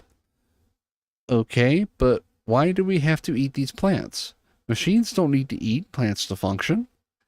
This is a type of fruit. Apparently, humans were able to gain knowledge by eating this. Stop whining and eat in silence." "I see. If Big Brother says I should, then I will. But after this, will you come play with me?" "Sure. Then I'll try my best to eat it." I love to play, and it's fun. But in reality, we don't have to play. As long as Big Brother is there and he looks like he is having fun. I just said play because Big Brother always looks like he's having the most fun when he's playing human. "Big Brother, do you understand? I like to play, but I like it even more when you're happy. I know what you like, Big Brother. Ancient books written by humans, or footage of humans from a long time ago. You like anything the humans made, don't you? When we play human, we use a table that looks just like the one from an ancient show. If Big Brother could see a living human, I'd bet he'd be happy. If we could play with a living human, I bet Big Brother would have fun and smile." Thank you, Neo. Sam, I was really nervous about doing this, but I can kind of see this being a recurring segment. "Say, Big Brother, let's play," said Eve. "Not now," replied Adam. "Why not?" "We're going to have guests soon." "Guests? What do you mean? You mean that big sound just now?" "No, that was an old Goliath-class weapon. I invited them with it." "Who's them?" "You'll know when you see them. I have to prepare the arrangement soon." "Big Brother?" "What? Will you play with me after the preparations?" "Not yet. I said they were going to be guests, right?" "Then will you play with me once the guests come?" "If we complete the objective." "How long will that take?" "Let's see. You can wait until then, right?" "I'll wait, so let's play." "Only if you can keep our promise." "I will. If it's a promise from my Big Brother, I'll definitely keep it." If Big Brother is having fun, then I'm having fun. If Big Brother smiles, that makes me want to smile. It makes my stomach tingle with a warm feeling. It's because there is no one else like Big Brother. There's a lot of machines, but none of them are like us. I'm the only one that looks like Big Brother, and Big Brother is the only one that looks like me. Even if we think differently and like different things, me and Big Brother will always be together. Isn't that awesome? Let's play, Big Brother. Let's get this over with and play. Let's play human, your favorite game. I'll wear the annoying clothes and eat the funny tasting plants. I'll wait until it's time. Hey, big brother, do you know what I like? So, ooh,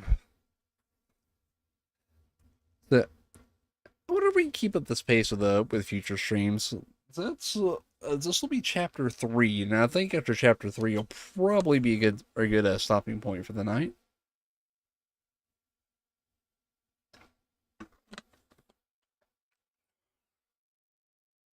Uh, yeah, I think for next, I'm probably gonna get a picture of 2B and 9S split up in the background. Watch it.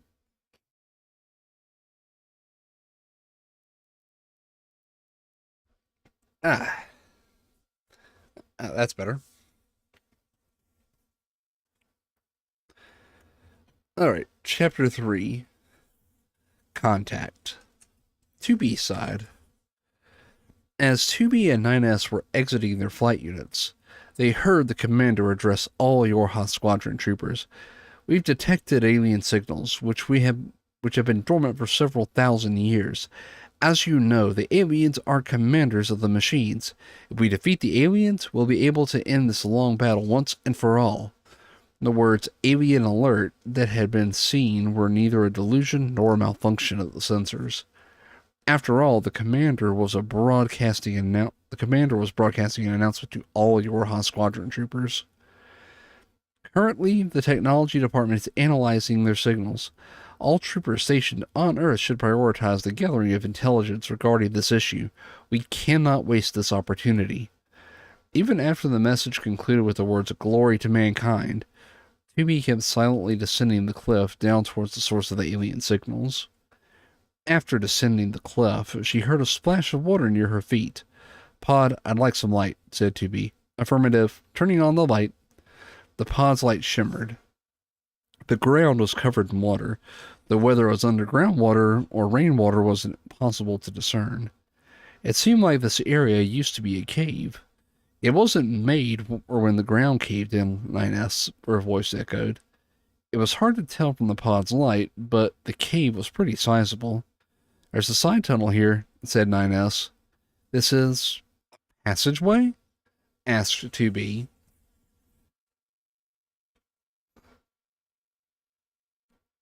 Let me see again. I want to kind of mark my spot. Oh, it's chapter 4.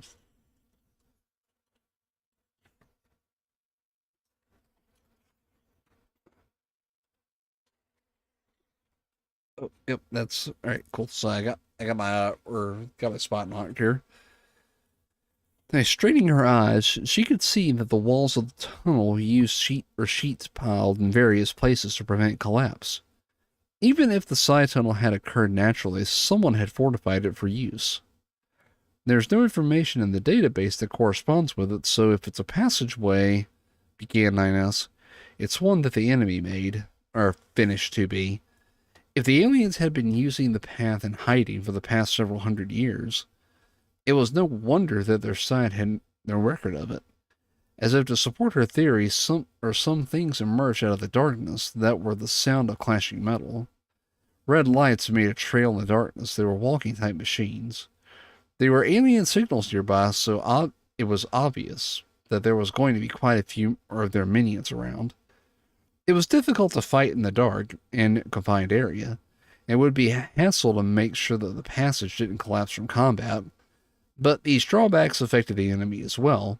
It took them about as much time as it would have taken above ground to dismantle the enemy. 9S kept muttering about his shoes being wet and nasty, but that was nothing new. As they moved further along, the water level receded.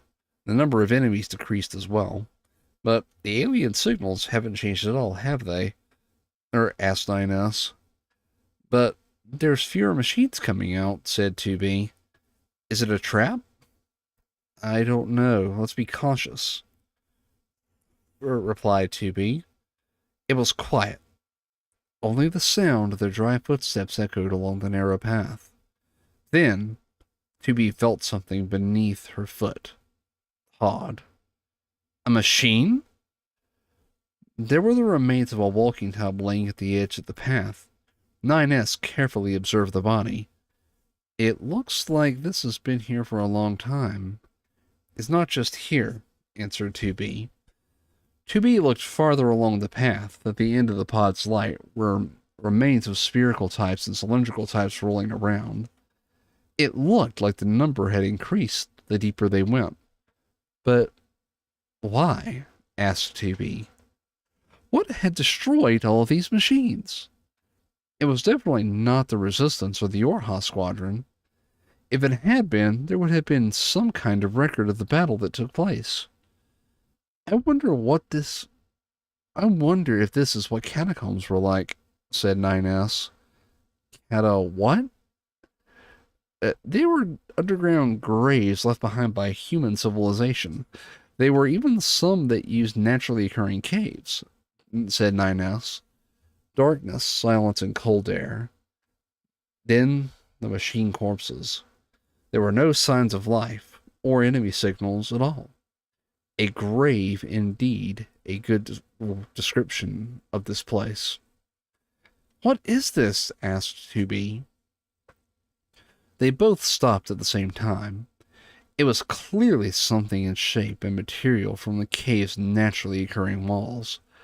Somebody created an entrance of some sort. There is no information on this either, said 9S. That meant it was probably an alien facility. There were still no enemy signals. They braced themselves and passed through the entrance. But nothing happened. The only noticeable thing that changed was the sound of their footsteps. The flooring and the height of the ceiling had changed. Dim light poured through the shutters that extended towards the ceiling.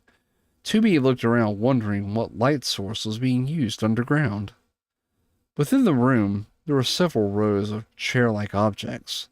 They each had something written on the seats.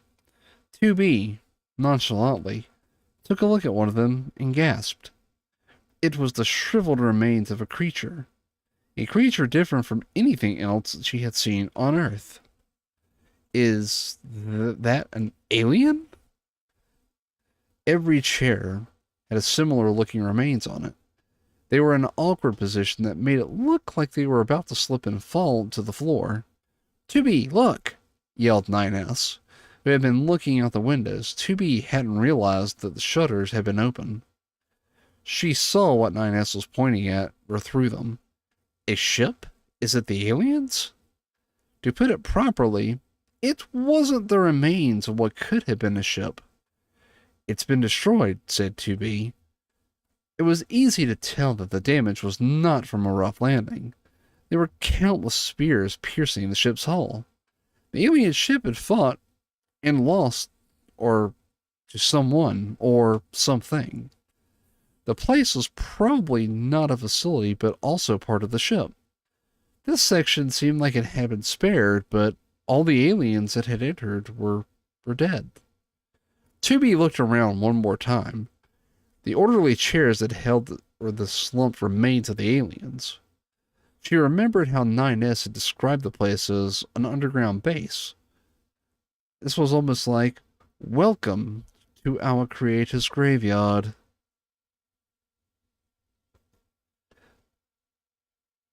The graveyard, 2B had been thinking of the exact same word, but it was an unfamiliar voice. She quickly tried to find the owner of the voice. She felt her gaze harden. You two, shouted 2B. Two men stood at the edge of her glare, the machines resembling androids that they had fought back in the Mammoth Complex. There was no footsteps. Neither were they nor the two pods that had detected any signals. It was as if the machines had appeared out of nowhere. No, that didn't matter now. They had to destroy them before the enemy could use a sonic attack like before. Pod! Called 2B. She made 042 cover her as she leapt. She drew her sword and attacked in one motion. She thought her blade had made contact with the man. It should have made contact, but he was gone. The man had disappeared. "You're so violent," smiled the man from behind. His expression and his speech were different and more fluent than before. Although they weren't wearing anything on their upper bodies, they had learned to wear clothes from the waist down. One had trimmed his hair short, while the other had kept his hair long and clipped at the ends, as if they were trying to differentiate themselves. "Hey, big brother, can I kill these guys?" The man with the short hair had a monotone compared to the man with the long hair. "Eve, calm down. We haven't finished talking," argued the man with the long hair. He turned his attention towards 2B and 9S. His tone had a hint of amusement. "My name is Adam." Adam, the man with the long hair, was Adam, and the man with the short hair was Eve? Or the aliens you androids are searching for are gone. Hundreds of years ago, we machines drove them to extinction. "Extinct? The machines did that?" asked 2B. The man called Adam smirked knowingly. "This time, the ones that will go extinct, it might be you androids." 2B replied with her sword. Conversation with them was meaningless.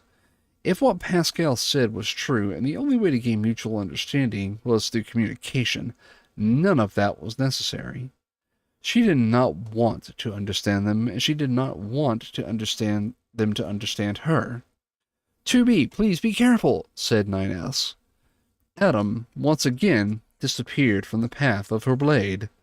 This time, taking Eve, who had been standing by his side with him. "Machines are weapons that constantly evolve and grow stronger." A voice mocked from behind. It seemed like they had teleportation capabilities. They were indeed evolving, and at a terrifying rate. It wasn't long before the intelligence accumulated on the network surpassed that of our creators, said Adam. "That's still no reason to overthrow your creators," or 9S found himself speechless. He found it hard to relate, as they had been risking their lives for their creators, humans, ever since their creation. "It's fine. These fools are simple as plants and have a boring composition. They're worthless." Adam's gaze was directed towards the alien corpses. Was it her imagination, and that his stare held a piercing coldness and smoldering hatred that seemed like they would freeze and burn anything at a moment's notice? But those emotions quickly faded, and they were again replaced by an indecipherable expression. "We're interested in the humans on the moon," said Adam. "Humans?" "That's right. Humans are fascinating," or he said. He raised his arms in a dramatic fashion. According to records, the species had very complex behaviors. They would kill each other, at times love each other. Their actions were startling. We want to uncover the mystery of their motivations." His enchanted expression was disgusting. He made it seem like he had emotions even though he was merely a machine. Startling? Mystery? What did a machine know? "That's why we want you androids, who were modeled after humans, to help us with our investigation," said Adam. 2B was appalled by his courteous way of talking. What a foolish thing for a machine to do. Drag humans down from the moon and analyze them while they're still alive. Analyze them and expose all of their secrets. There's nothing quite like it, is there? Her anger swelled. Something inside her began to stir. But 9S was the first one that let his anger erupt. "How would we let you do something like that?" 9S's long sword shot out of his hand, flew towards Adam, but again lost its target, and clattered against the wall in vain. "So I guess this means our negotiations have failed." 9S started towards Adam again. "I guess we'll just have to obliterate, I guess we'll have to obliterate you, both of you, just like these mundane aliens," said Adam. Eve loomed over 2B. 2B swung her military sword down. This time, it made contact, but It wasn't enough to even leave a scratch. There was a wall of some sort protecting Eve. She slashed with her sword harder and harder, aiming at the same point. Her rage colored everything she saw and read. A fracture appeared at the invisible wall protecting Eve. She twisted the tip of her sword through the opening. A blade reached for the target.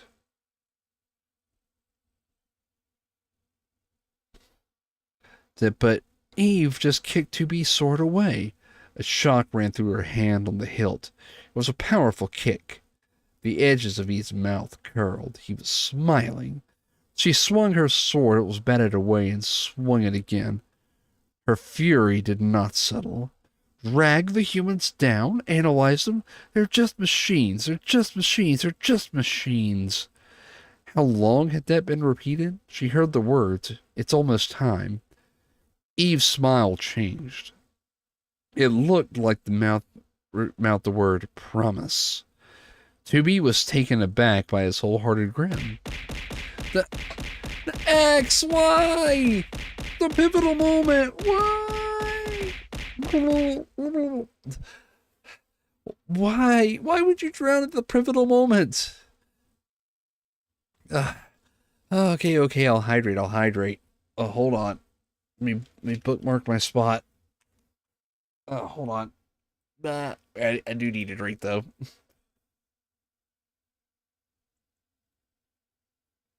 So, one moment.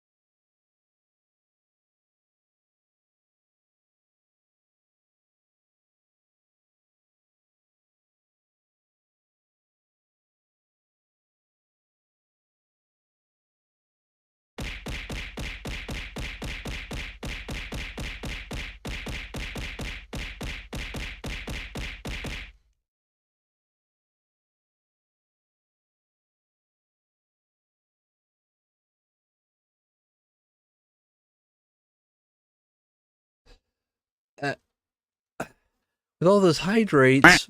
Whack. Yeah, that was definitely a whack. You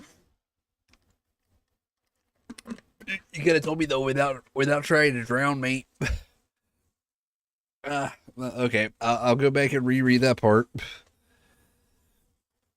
Eve disappeared, smile and all. It was teleportation again.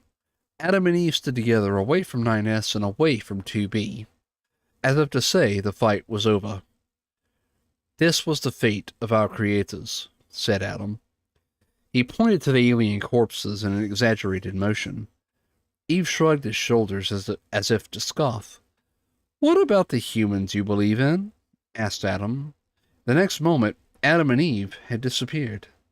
Looking back and looking around, they were nowhere to be found. They returned to the bunker using a newly installed transfer device. According to NieR, the engineering department had been developing the technology so that androids could travel between Earth and the bunker without using a flight unit. Leaving the current chassis on Earth, the device transferred the personal data to a new chassis on the bunker. When it came time to return to Earth, the personal data was restored to the original chassis.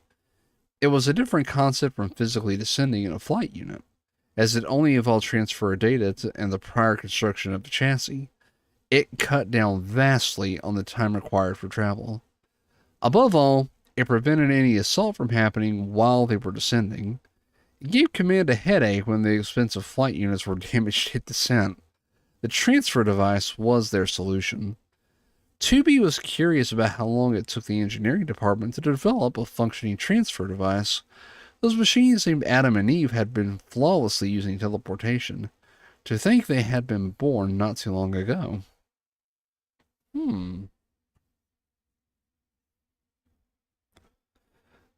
Machines are weapons that constantly evolve and grow stronger. What capabilities would they evolve in the future? There was no time to waste. It was crucial to defeat them before their evolution grew out of hand. There was no way a pair that had destroyed their own creators could be left alone. However, these were only the sentiments of a single soldier. Command made the decisions, and at times decisions would require agreement from the human board. That concludes the report on the alien ship. The commander who heard 2B's report replied with a low-pitched, "I see." 2B speculated just how much weight those short words carried. The commander had overseen their operations for many years.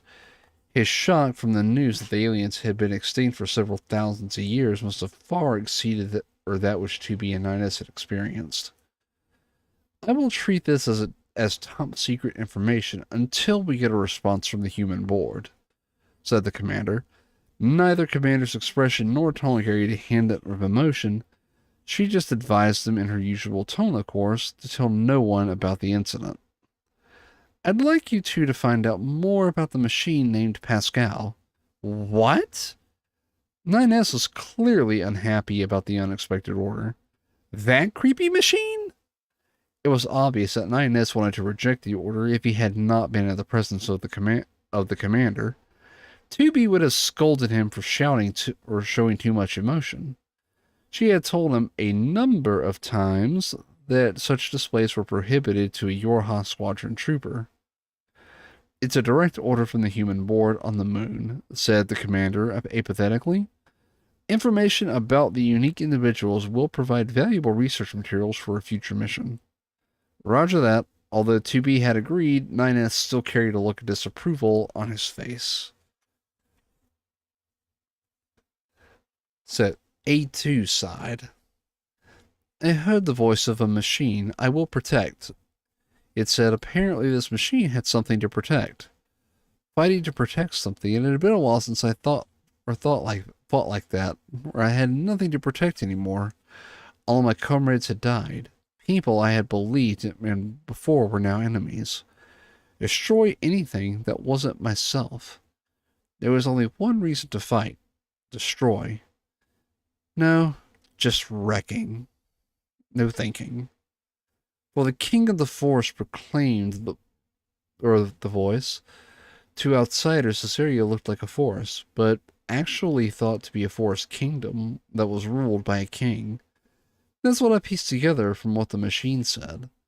The machines in this area were more aggressive and stubborn than their counterparts. Functionally, they were no different from other machines, but there was a clear disparity in how long it took from first contact to destruction. They were a tough bunch. At first, this was strange, but after hearing the word protect, it all made sense. I knew how much stronger soldiers became when they fought to protect. I had been one of them too. YoRHa prototype attacker number 2. Even though I was a model specialized for close quarters combat, I was a mediocre soldier. To be honest, I didn't like to fight. The fact that I was even selected as a member of the Pearl Harbor descent attack was proof that it was an experimental mission. At the time, I had naively believed that I was riding a wave of great expectations. I was desperate. Desperate to not burden my comrades. Desperate to answer the commander's expectations. I desperately ran through the battlefield. It didn't matter if I didn't like it. I had no choice but to fight. I had comrades to protect. Fellow YoRHa squadron troopers in the resistance side of Metal North. My mediocre self grew stronger by protecting these women. The machines were charged while shouting words, "Repay your debt to the king." It was an organized movement.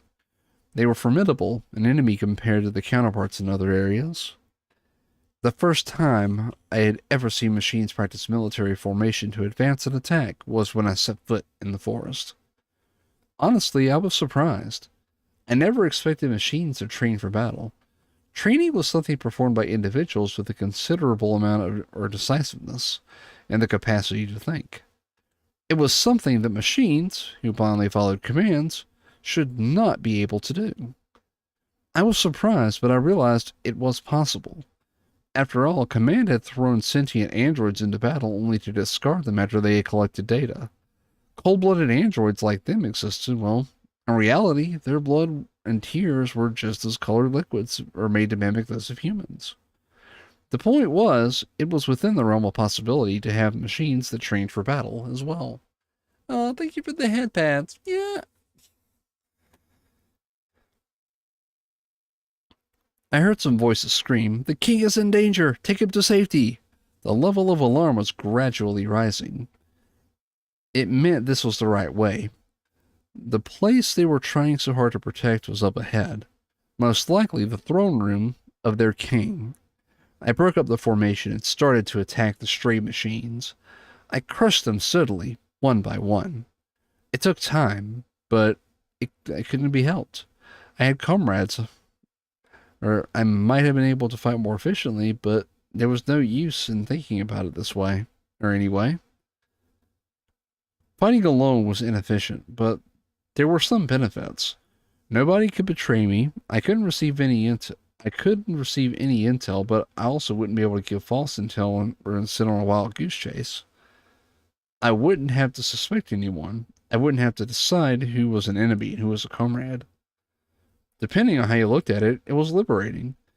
It was easy to understand the rest of the world was my enemy.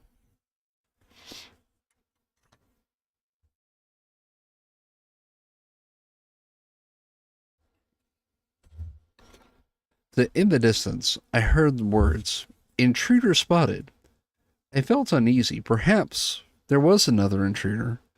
That an android's mission could be to destroy the machines in the forest, but to capture the rogue android attacker number 2. That would be troublesome. I had planned to destroy the machines here and there while making my way to the throne, but that was out of the question now. My new plan was to minimize the fighting and approach the throne with little or no trace.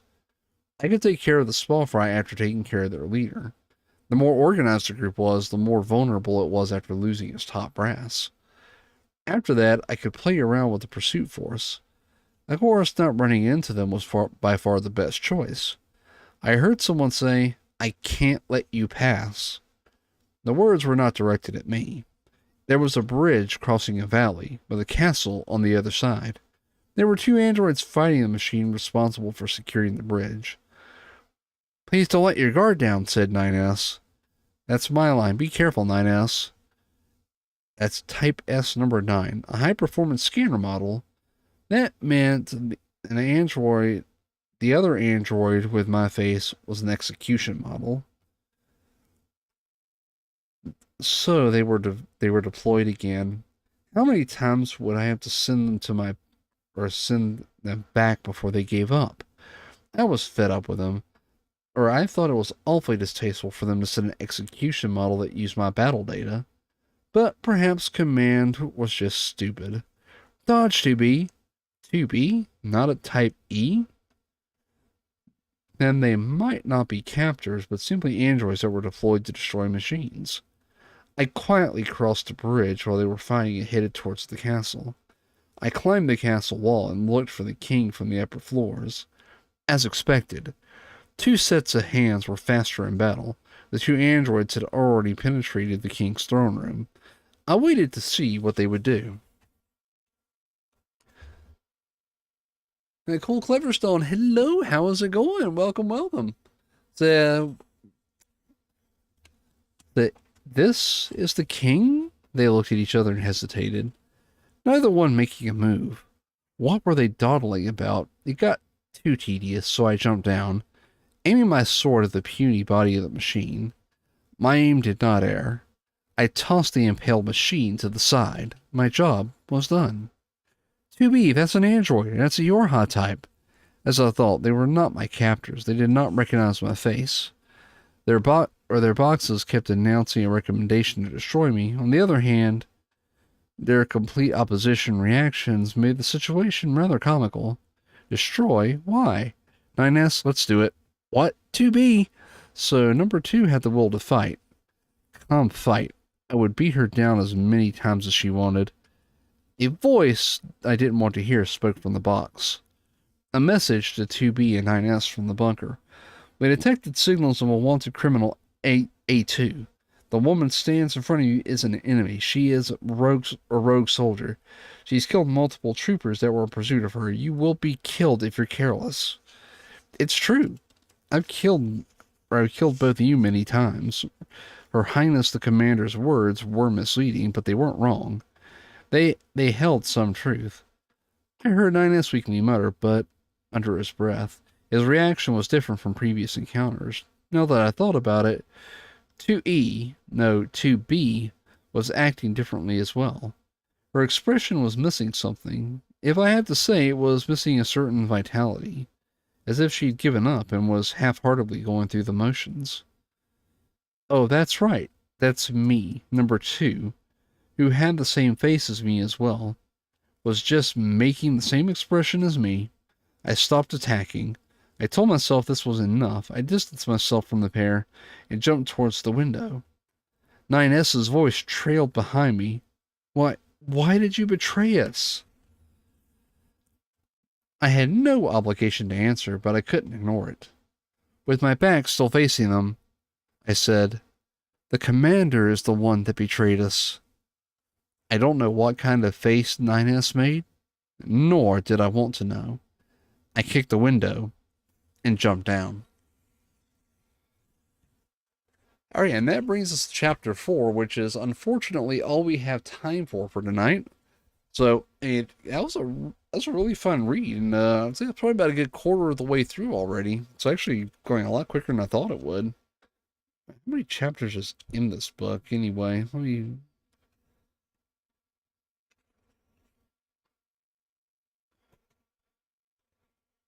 it's the epilogue, and that's...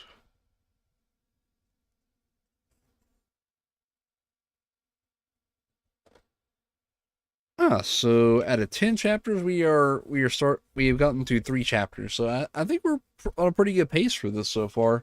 Should be able to finish this in a few streams, but we're not going to get anywhere close to finishing tonight, as unfortunately I do have work tomorrow, and I've got to get to sleep pretty close to now. So let's find someone to pass the coffee off to. Let's see who all we have online.